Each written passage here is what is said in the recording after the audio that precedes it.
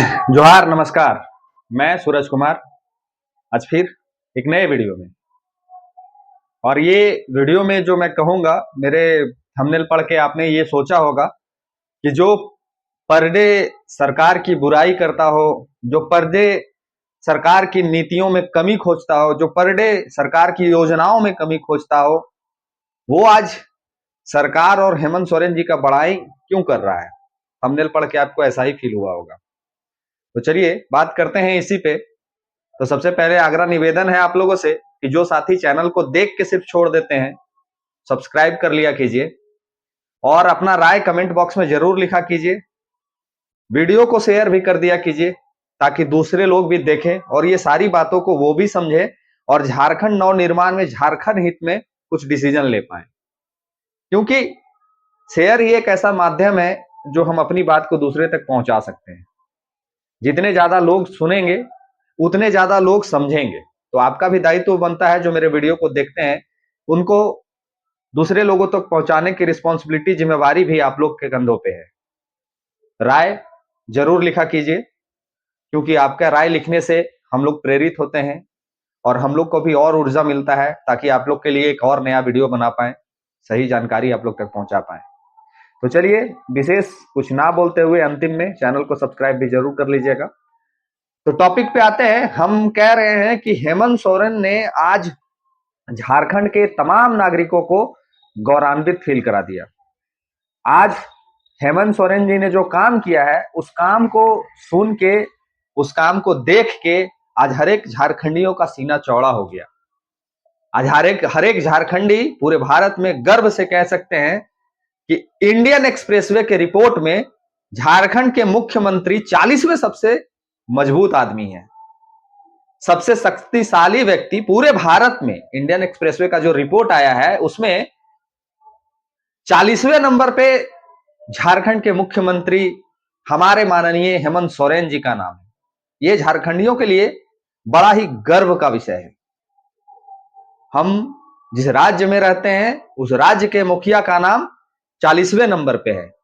इनका शायद 93 या 97 नंबर पे था 2024 में। इन्होंने लगभग 40 से 45 50 पॉइंट की जंपिंग करके ये अपने आप को ऊपर लेके आए हैं और मजबूती का परिचय दिया है इन्होंने पूरे भारतवर्ष को।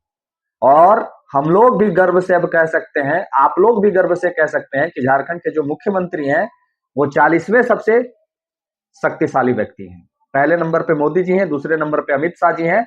जरा सोचिए, जिस रैंकिंग में मोदी जी पहले नंबर पे हैं, दूसरे नंबर पे अमित शाह जी हैं, तीसरे चौथे पांचवें का जब सूची 40वें तक पहुंचेगा तो उसमें आपके और हमारे मुख्यमंत्री हेमंत सोरेन जी है ना गर्व का बात? बहुत ही गर्व का बात है। लेकिन इसके साथ एक पहलू और अब जोड़ते हैं हम इसमें। पहलू यह है कि जिस राज्य का मुख्यमंत्री आज से ठीक साल भर पहले 93 या 97 नंबर पे था और आज 40वें नंबर पे आ गया है, क्या इसी अनुपात में हमारे आदिवासी भाई भी झारखंड में मजबूत हुए हैं?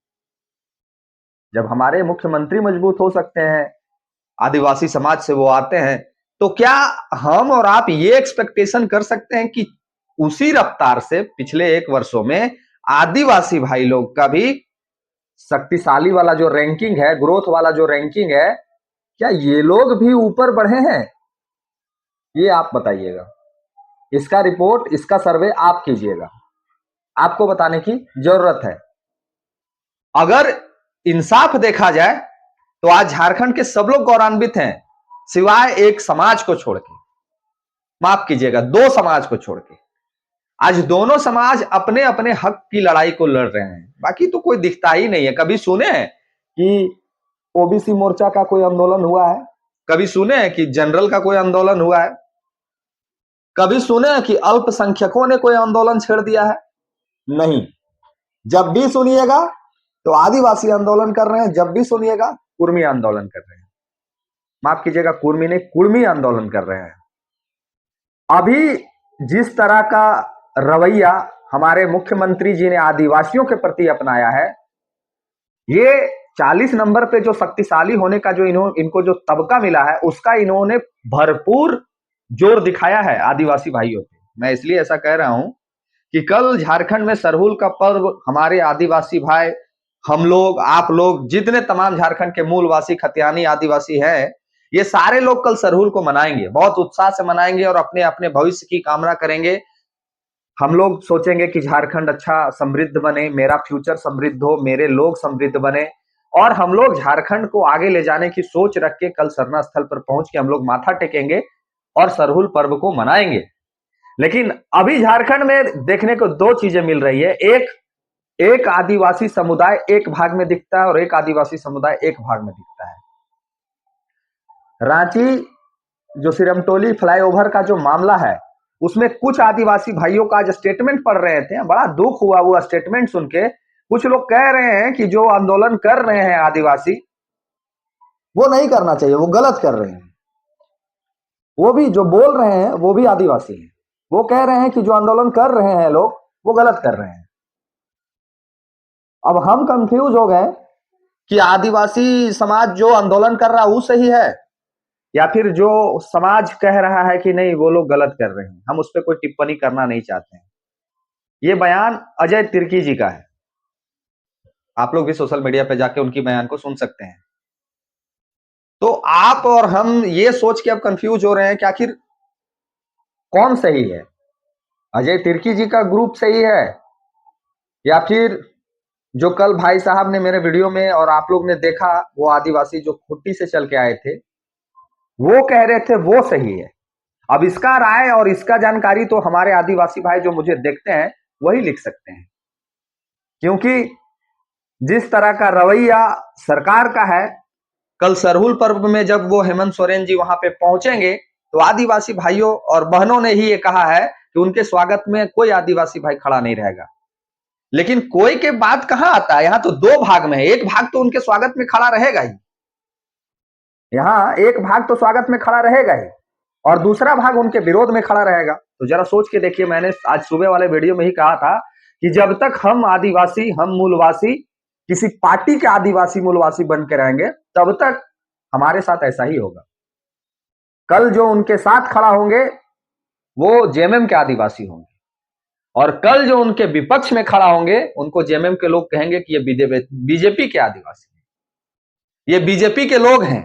हम नहीं कह रहे हैं ऐसा ऐसा बयान, ऐसा बयान आप लोग भी सुने होंगे कि जेएमएम के जो प्रवक्ता हैं, जेएमएम के जो नेता हैं, वो कहते हैं कि ये जो आंदोलन हो रहा है, ये जो सब कुछ हो रहा है, ये बीजेपी के एजेंट लोग करवा रहा है। बीजेपी के एजेंट यानी वो सरना स्थल पे पहुंचे आंदोलनकारी, यानी वो जो भाई साहब कल मेरे वीडियो में जो आपने कल देखा वो। अब आपको हमको ये समझना है कि सही कौन है और गलत कौन है। तो आप और हम कब सही और गलत का परिचय अपने आप को दे सकते हैं, जब हम लोग पार्टी का बैनर से बाहर निकल के सोचेंगे झारखंड के लिए।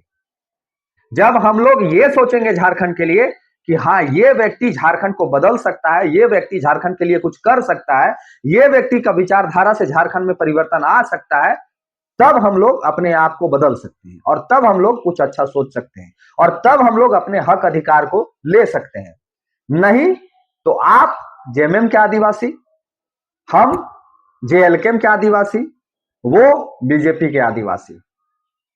जब तक ये विभाजन पार्टियों में रहेगा, चाहे वो धर्म का स्थल की बात हो, चाहे आपके जमीन की बात हो, चाहे आपके घर की बात हो, चाहे आपके अधिकार की बात हो, जब तक हम लोग किसी पार्टी बेस बन के सोचेंगे, ऐसा ही होगा हमारे और आपके साथ। काहे कि हम जान रहे हैं कि जो जेएमएम के बैनर के तले के आदिवासी हैं, वो सरकार का विरोध कभी नहीं कर सकते। विरोध वही लोग कर रहे हैं जो शायद किसी पार्टी में नहीं है, जिनको राजनीतिक से कोई लेना देना नहीं है, जिनको अपने भविष्य, अपने देवता, अपने पूर्वजों की धरोहर को बचाने की चिंता है, वो लोग निष्पक्ष रूप से आज अपनी बात को रख रहे हैं। लेकिन कुछ लोग हैं जो बैनर तले जब आ जाते हैं तो उनको ना धर्म सूझता है, ना धरोहर सूझता है, ना अधिकार सूझता है, और ना ही हक सूझता है। ये दुर्भाग्य हम झारखंडियों का है। तो बस यही मैं कहने आया था आप लोग से कि कल सरहुल का पर्व है, झारखंड के पूरे झारखंड से आदिवासी मूलवासी वहां पहुंचेंगे कल रांची। परिचय आपको एकता का देना है। कल सरहुल पर्व में मेरा निवेदन आप लोग से है कि कल सरहुल पर्व में पार्टी का बैनर छोड़ के झारखंड हित में जो सोच रहा है उसके प्रति सोचिए, अपने अधिकार के लिए जो लड़ रहा है उसके प्रति सोचिए, जो उस धर्मस्थल को बचाने की लड़ाई लड़ रहा है उसके प्रति सोचिए। बाकी आप तो राजनीतिक करने के लिए हम और आप आए ही हैं, राजनीतिक करेंगे ही।